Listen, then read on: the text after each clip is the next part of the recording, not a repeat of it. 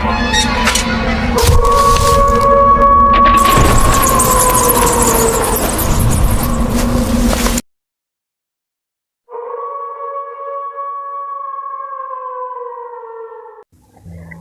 वालेकुम। नाना जी की कहानियों में अपने सभी सुनने वालों को खुशामदीद कहती हूँ। उम्मीद करती हूँ आप सब लोग खैरियत से होंगे, जहाँ होंगे खुश होंगे। आज आप लोगों के लिए मैं नाना जी की बहुत ड्रामी कहानियां लाई हूँ जिन्हें आप लोग बहुत पसंद करते होंगे। सिलसिला शुरू करते हैं नाना जी की खौफनाक कहानियों का। जुल्फकार कहते हैं कि नाना जी ने एक दफा हमें बताया कि शाह साहब के पास एक शादीशुदा जोड़ा आया जो कि बहुत ज्यादा परेशान थे और डरे हुए थे। शाह साहब ने जब उनसे वजह दरियाफ्त की तो उनका ये कहना था कि हम लोग शाहपुर से आगे एक गांव से आए हैं और हम लोग बहुत ज़्यादा डरे हुए भी हैं। हमें जिन्नात ने बहुत ज़्यादा तंग किया हुआ है और हमें ऐसा लगता है कि जिस तरह से जिन्नात हमें जानी नुकसान दे देंगे। शाह साहब ने उनसे कहा कि पहले मुझे पूरी बात बताओ कि तुम्हारे साथ ऐसा क्या हुआ है जो तुम लोगों के पीछे जिन्नात लगे हुए हैं। तो उनका ये कहना था कि आज से तकरीबन 2 माह पुरानी बात है। हम दोनों मियाँ बीवी जो हैं हम लोग दूसरे गांव गए हुए थे जहाँ पर मेरी बीवी का मेका है, तो ये अपने मेके गई हुई थी, मैं भी इसके साथ ही था। हम लोग वहाँ पर 3-4 दिन रुके तो वहाँ से हम लोग वापस आ रहे थे। हम लोग जैसे मेरे पास एक साइकिल है तो अक्सर हम लोग दूसरे गांव अपने साइकिल पर भी चले जाया करते थे क्योंकि वो गांव इतना दूर नहीं है। तो मैंने इसे कहा कि चलो अपनी साइकिल पर ही आज वापस चलते हैं। कभी कभार हम लोग तांगे पर चले जाया करते थे, कभी कभार हम लोग साइकिल की सवारी भी कर लिया करते थे। उस दिन भी हम लोग साइकिल पर थे। तो जब हम लोग वापस आ रहे थे रास्ते में हम लोगों ने एक जगह देखी, वहां पर जैसे एक कच्चा रास्ता था और उसके साथ बहुत ज्यादा खूबसूरत चमेली के फूल खिले हुए थे। वो कोई बगीचा नहीं था, पता नहीं शायद वहां पर किसी ने चमेली का कोई फेंका होगा, कोई बीज फेंका होगा या कभी कोई पौधा लगाया होगा ना। तो वो 4 दीवारी में था। जैसे सड़क के साथ साथ अक्सर झाड़ियाँ, जंगली झाड़ियाँ उगाती हैं, तो वैसे ही बेतहाशा चमेली के फूल थे। बकायदा एक हिस्सा था चमेली के फूलों का। हम लोगों ने जब वो जगह देखी, जगह बड़ी खूबसूरत थी और हम लोग जो थे साइकिल चलाकर भी काफी दूर से आ रहे थे जैसे। तो मैंने उसे कहा कि चलो यहाँ पे थोड़ा सा आराम करते हैं। मेरी बीवी कहने लगी ठीक है यहाँ पर थोड़ी देर रुकते हैं, उसके बाद यहाँ से चलेंगे। बहुत ही प्यारी जगह। हम लोग वहां पर बैठ के, हम लोगों के पास जैसे खाने पीने की कुछ चीजें भी थी, हम लोगों ने वो चीजें निकाली जो मेरी बीवी के घर वालों ने साथ बना कर दी थी। उनमें लड्डू भी थे और भी चीजें थी खाने पीने की। हमने वो वहां पर बैठ कर चीजें खाते रहे। इतने में वो उठकर फूलों के पास चली गई। छांव थी वहां पर दरख्तों की और एक साइड पर वो फूल लगे हुए थे। वहां से उसने मुझे कहा कि तुम मेरे बालों में तोड़कर ये फूल लगाओ। मैंने उसे कहा कि चलो ठीक है, मैं एक छोटा सा हार भी बनाता हूँ और एक गजरा भी बनाता हूँ तुम्हारे लिए। वो जाकर छांव में बैठ गई और मैंने वहां से फूल तोड़ना शुरू कर दिया। जैसे मैं वहां से फूल तोड़ने लगा तो वाज़ेह तौर पर मुझे ऐसा लगा कि जिस तरह से पहले मेरे हाथ किसी ने पकड़े हैं। तो मैंने चारों तरफ देखा कि ये क्या, मैंने अपने हाथ जोर से झटकने शुरू कर दिए। तो मेरी बीवी सामने बैठी ये सब देख रही थी। उसने कहा क्या हुआ, कि तुम्हें कोई कांटा चुभ गया है? मैंने उसे कहा कि नहीं, मुझे ऐसे लगा जैसे मेरे दोनों हाथ किसी ने पकड़े हैं। वो हंसने लग गई और ये कहने लगी लगता है फूलों ने तुम्हारे हाथ पकड़ लिए। तो मैंने उसे कहा कि मैं मजाक नहीं कर रहा। इतने में अभी मेरे हाथ में थोड़े से और फूल थे, मैं और तोड़ने ही लगा। थोड़ा सा और आगे हुआ तो मुझे किसी ने उठाकर, किसी अनदेखे वजूद ने उठाकर बहुत दूर फेंका। वहां पर नजर कुछ भी नहीं आया, लेकिन मुझे किसी ने बाकायदा तौर पर उठाया और उठाकर दूर पटक दिया। मेरी बीवी की चीखें निकल गई।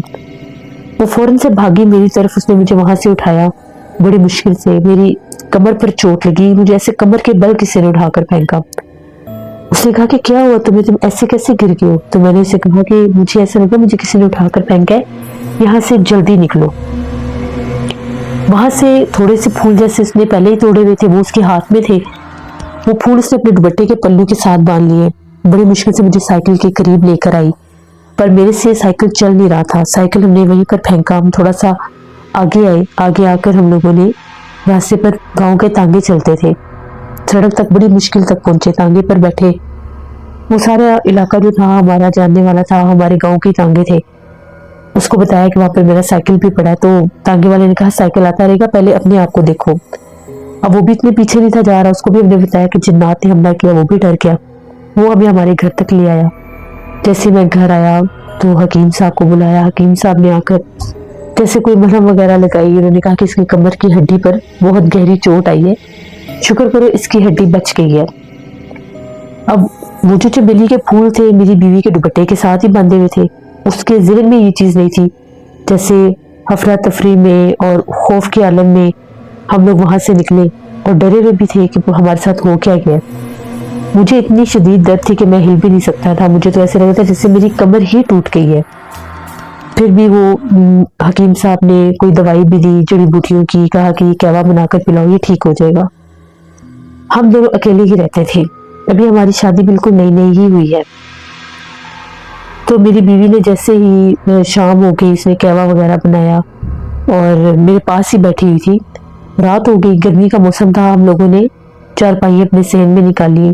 उसने सहारा देकर मुझे एक चारपाई पर लिटाया, खुद भी लेट गई। खाना बड़ी मुश्किल से मैंने खाना खाया क्योंकि मैंने वो हकीम साहब की दवाइयाँ लेनी थी। जैसे ही आधी रात का टाइम हुआ, मैं तो उठ नहीं सकता था, मुझे बड़ी सख्त प्यास लगी। तो मेरी बीवी जो थी वो गहरी नींद में सोई हुई थी। मैंने उसको आवाज़ें देना शुरू कर दी।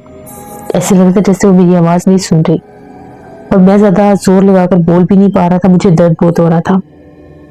जैसे मेरी आँख खुली तो जो मंजर मैंने देखा वो बेतहाशा भयानक मंजर था।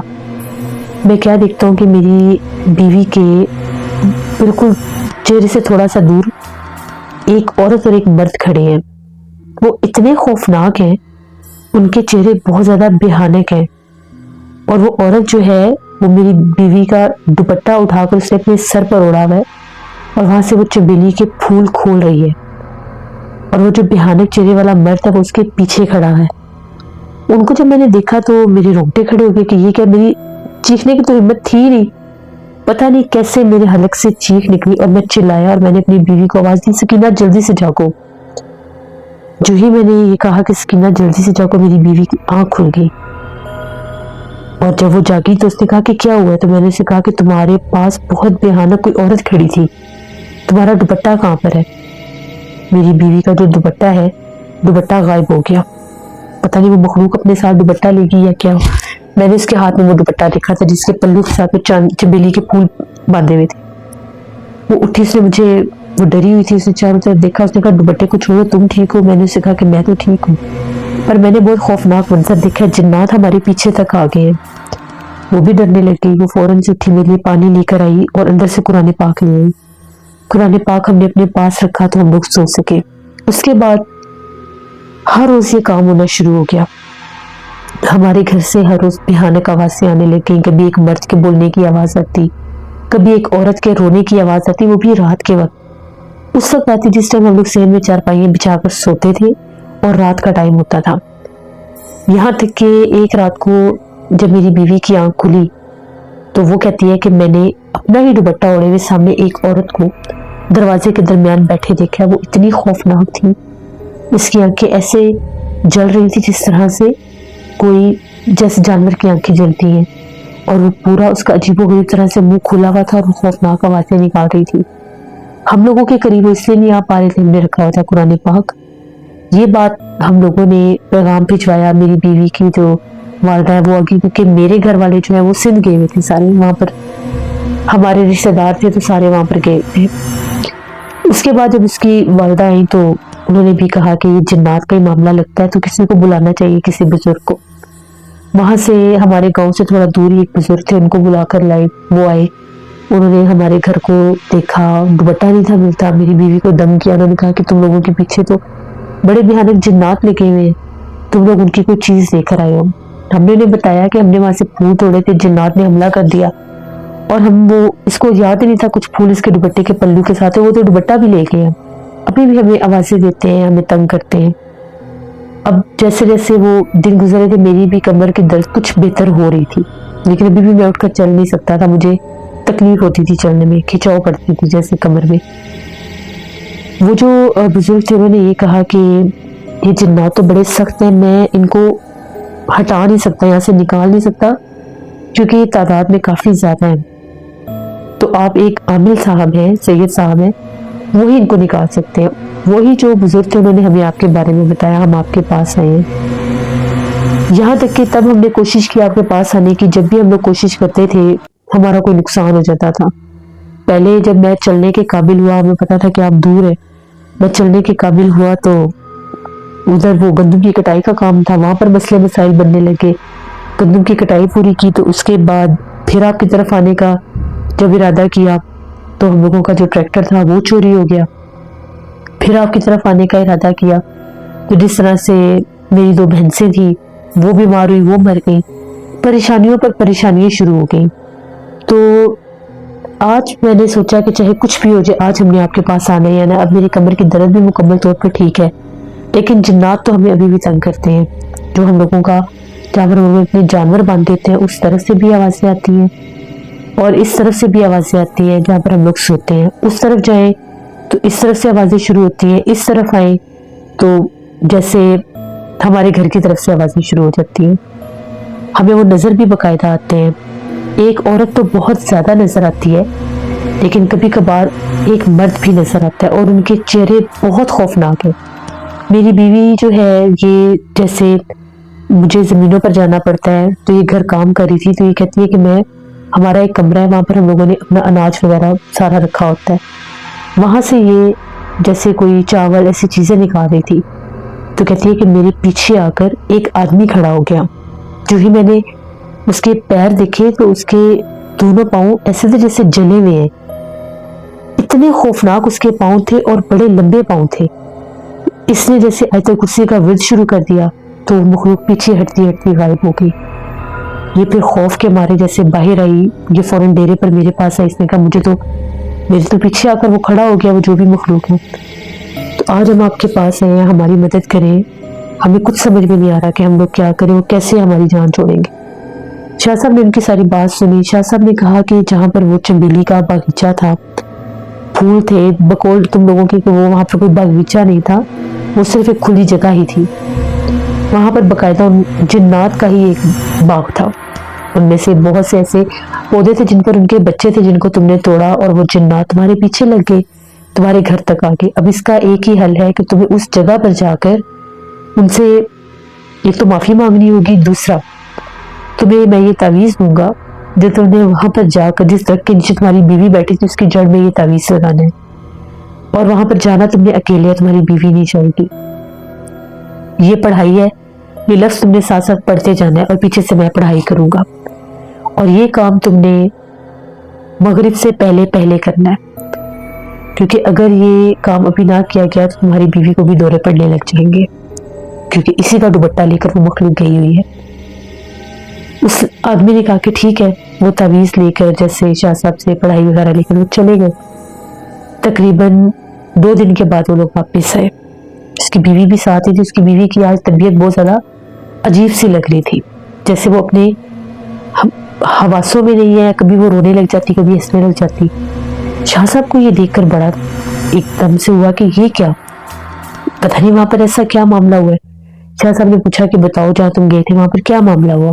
اس نے کہا کہ جی آپ کی ہدایت کے مطابق جب میں وہاں پر پہنچا ہوں، ابھی اس درخت کے قریب جا کر پہلے میں نے وہاں پر جا کر بلند آواز میں معافی مانگی، اور جو ہی میں درخت کی جڑ میں تعویذ لگانے لگا ہوں تو مجھے اپنے پیچھے سے بڑی خوفناک آوازیں آنے لگی، جیسے بہت سے مرد ہیں اور وہ رو رہے ہیں۔ جب میں نے پلٹ کر دیکھا تو میرے ہی چہرے کے، میرے ہی حلیے کے بے تحاشا دور دور تک پھیلے ہوئے مرد تھے، جہاں تک میری نظر جا رہی تھی وہ سب میرے چہرے کے تھے، خوفناک آوازیں نکال رہے تھے۔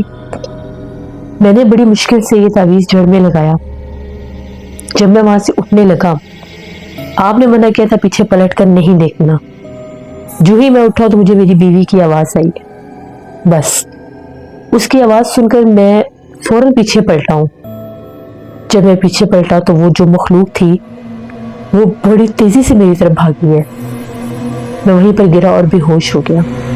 مجھے ہوش کافی دیر کے بعد آیا۔ جب مجھے ہوش آیا تو میں ہم لوگوں کے جہاں پر ٹانگے چلتے ہیں اس پلی پر پڑا تھا، एक कोचवान मुझे वहां से उठा कर लाया, जगह तुम बेहोश पड़े थे।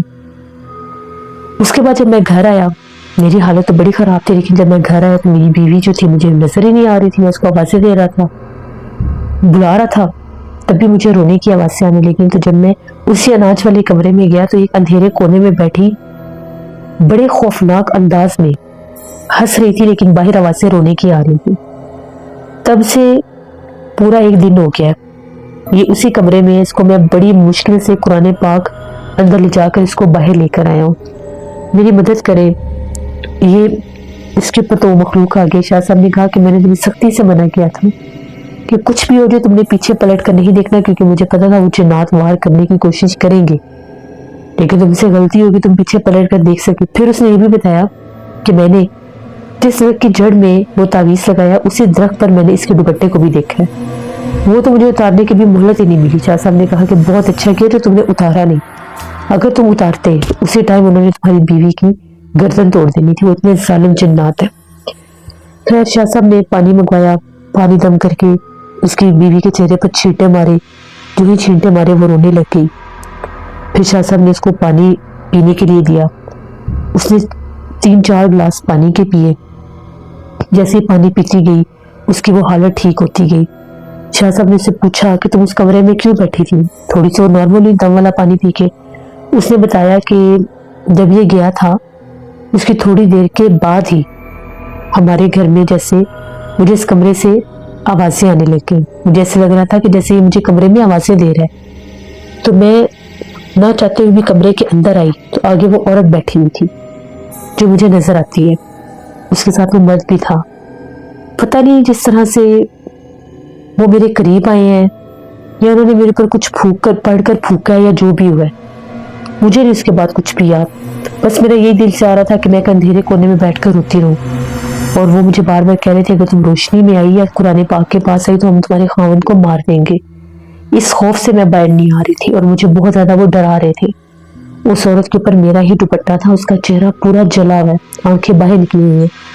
शाह साहब ने कहा कि ये बड़ी सख्त मखलूक है, अब इसको काबू करने के लिए मुझे साथ जाना पड़ेगा। फिर शाह साहब ने उन दोनों को हिफाजत का तावीज़ दिया। हम लोग वहां से रवाना हुए उस जगह पर जहाँ पर उन लोगों के साथ ये मामलात हुए थे। वहां पर जब ये बिल्कुल वीरान जगह थी, वो एक कच्चा सा रास्ता था। उस कच्चे के रास्ते के एक तरफ बड़े बड़े दरख्त थे और एक तरफ दरख्त थे थोड़े पीछे करके, आगे बहुत ग्रीनरी और उनमें फूल लगे हुए थे। वो बेकायदा जिन्नात का ही एक बगीचा टाइप जगह थी जहाँ पर उनका बसेरा था।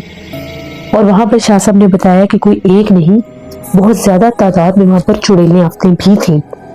और इसकी बीवी के पीछे भी जो एक मखलूक लगी थी, एक चुड़ैल आफत ही थी जिसके पास इसका दुपट्टा था।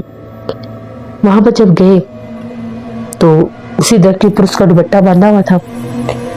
शाह साहब ने हिसार बांधकर इन लोगों को बिठा दिया और खुद इस दरख्त के नीचे जाकर इबादत करने लगे। जो ही इबादत की, एकदम से वो जैसे वो दुपट्टा खुलकर नीचे गिर गया। ना किसी ने खोला, ना कोई हवा चली। और थोड़ी देर के बाद वही दुपट्टा लेकर एक औरत सामने जिस तरफ फूल थे उस तरफ आके फूलों के दरमियान खड़ी हो गई। वो वही मखलूक थी जो उसको तंग कर रही थी। शाह साहब ने पढ़ाई की और बाकायदा से मुखातिब होकर कहा कि इसकी जान छोड़ दो, क्यों इसके पीछे लगी हुई हो, इसकी जान छोड़ दो, अब इसको तंग ना करो। गलती से ये लोग यहाँ पर आ गए, इनको नहीं पता था तुम्हारी जगह तुम्हारा बगीचा है, और ये माफी भी मांगने आए हैं। और इस दरख्त की जड़ में इन्होंने तावीज भी लगाया कि तुम इनको तंग ना करो, इसके बावजूद तुम इस पर हावी हो गई हो।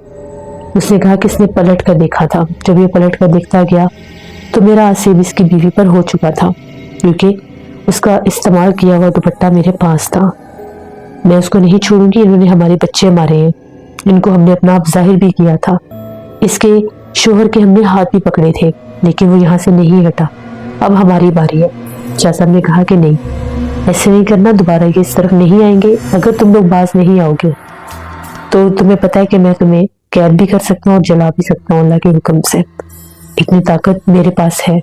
तो वो ये कहने लगे कि आपकी ही ताकत और आप ही इसके पीछे थे, तभी ये यहाँ तक आकर तावीज़ लगा कर गया, वरना ये यहाँ पर कदम भी नहीं रख सकता था।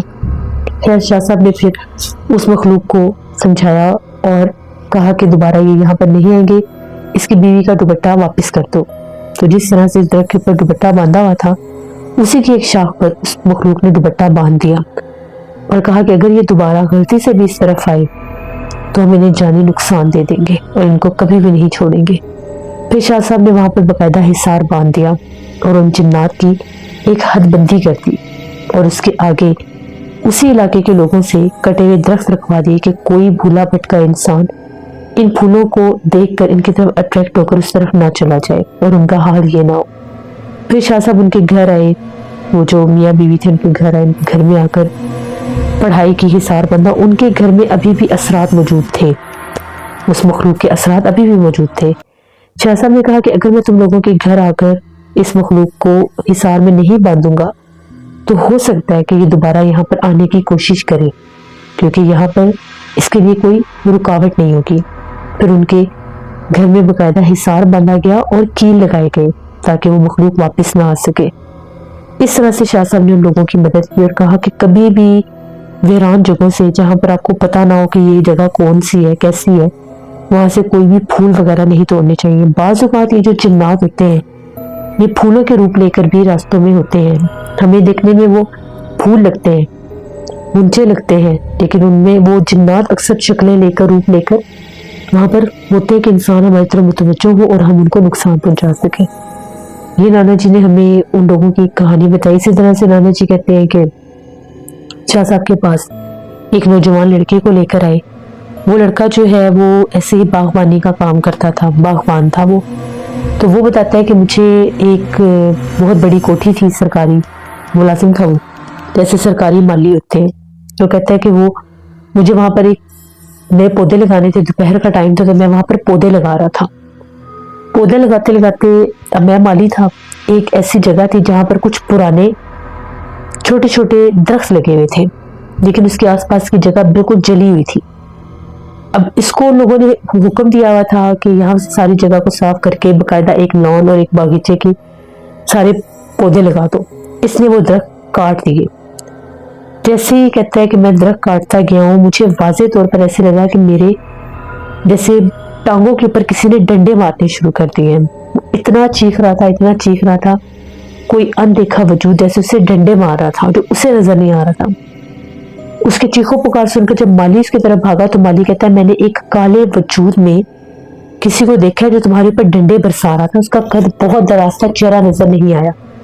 جو ہی میں تمہارے پاس آیا تو وہ اس طرف جا کر غائب ہو گیا، یہاں تک کہ اس لڑکے کی ٹانگیں تقریباً 3 ماہ تک سوجی رہی، ہڈیوں میں بھی جیسے نقصان ہو گیا، بڑی مشکل سے اس کی ہڈیاں ٹھیک ہوئی اور وہ چلنے پھرنے کے قابل ہوا۔ اس کے بعد بھی ان جنات نے اس کو بہت نقصان پہنچایا۔ وہ کہتا ہے کہ ہر رات وہ جنات مجھے مارتے تھے، میں جہاں بھی چلا جاتا تھا وہ جنات میرے پیچھے آتے تھے۔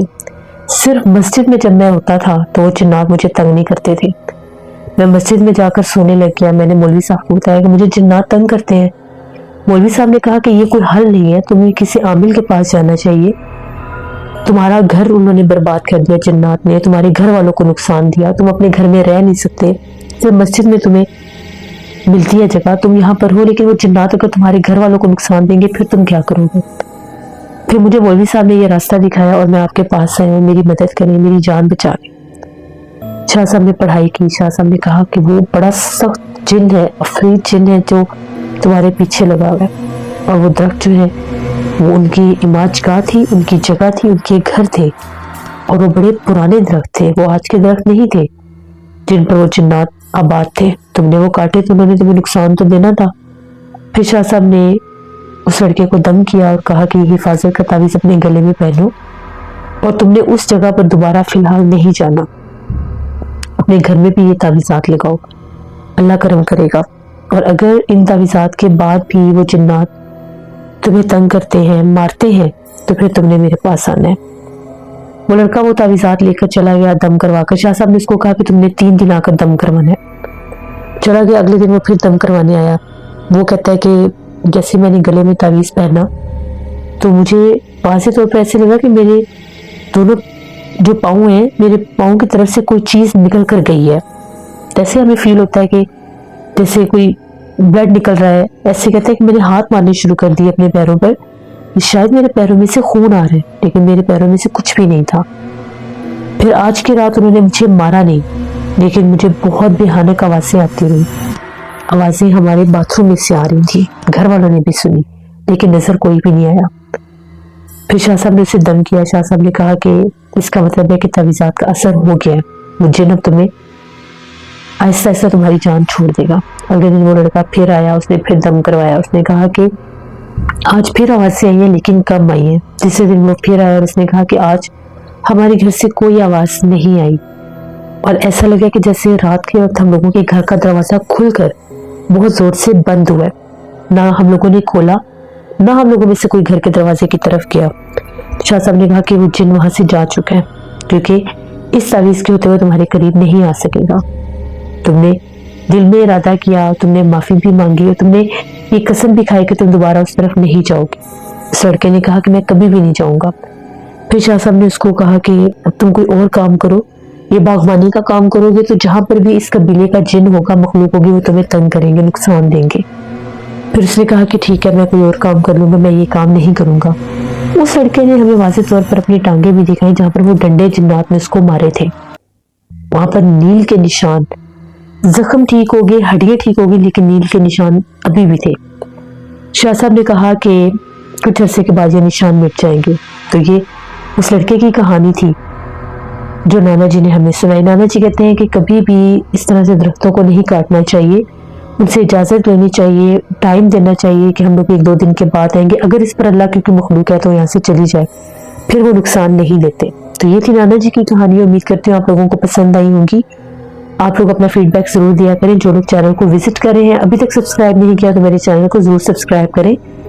इंशाल्लाह परसों फिर मुलाकात होगी नाना जी की किसी नई खौफनाक कहानी में। जहाँ रहें खुश रहें। Thank you for listening my stories. Stay tune. Allah Hafiz.